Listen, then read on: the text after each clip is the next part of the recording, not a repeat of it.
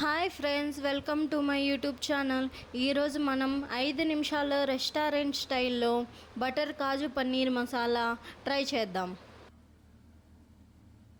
ముందుగా మనం పన్నీర్కి ఉప్పు, పసుపు, కారం, కొంచెం ఆయిల్ వేసి కలిపి పెట్టుకోవాలి.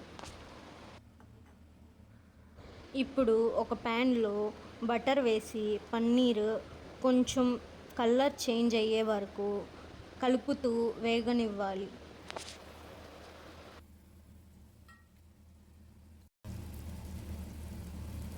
ఇలా కలర్ చేంజ్ అయిన తర్వాత పక్కకు తీసి పెట్టుకొని, ఇప్పుడు అదే ప్యాన్లో మనం కట్ చేసి పెట్టుకున్న టమోటా, ఆనియన్, చిల్లీస్, చెక్క, లవంగం, బిర్యానీ ఆకు, యాలక్కాయలు, 4 బాదం పప్పులు వేసి బాగా మగ్గనివ్వాలి.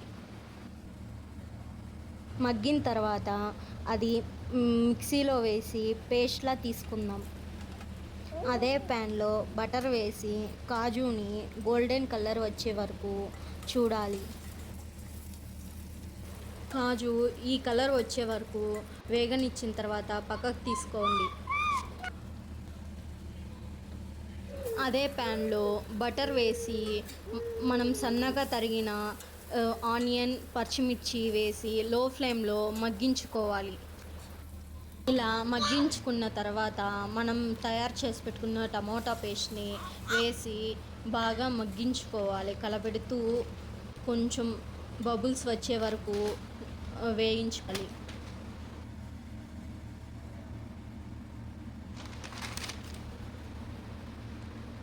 ఇప్పుడు మనం ఒక బౌల్లో పెరుగు, ఉప్పు, పసుపు, కారం, ధనియాల పొడి వేసి బాగా మిక్స్ చేసి బీట్ చేసి పెట్టుకోవాలి.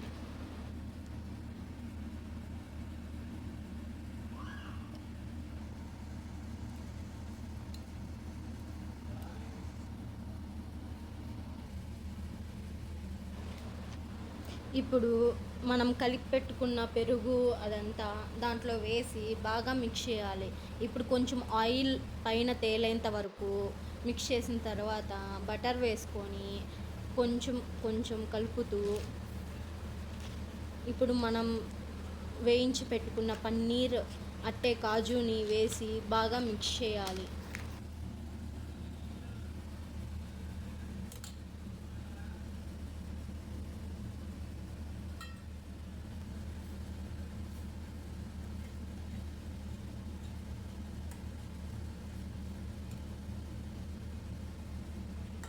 ఇలా కలుపుతూ మిక్స్ చేసుకుంటూ కొంచెం కొంచెం బటర్ వేసుకొని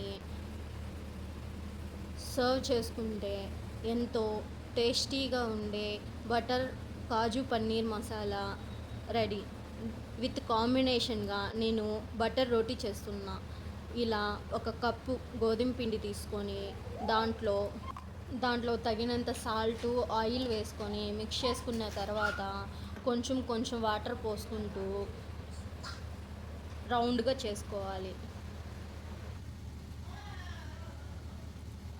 ఇలా నేను చూపించిన విధంగా సాఫ్ట్గా కలుపుకున్న తర్వాత రౌండ్గా తీసుకొని లడ్డూలు షేప్లో తీసుకొని రుద్దుతూ కొంచెం కొంచెం పిండి వేసుకొని రుద్దుతూ చపాతీలాగా చేసుకున్న తర్వాత పెనం మీద వేసి లైట్ రోస్ట్ చేసి కొంచెం లో ఫ్లేమ్లో గోల్డ్ కలర్ వచ్చే వరకు కాల్చుకున్న తర్వాత కొంచెం బటర్ వేసి అప్లై చేసుకుంటే మనకిష్టమైన roti with butter kaju paneer masala ready.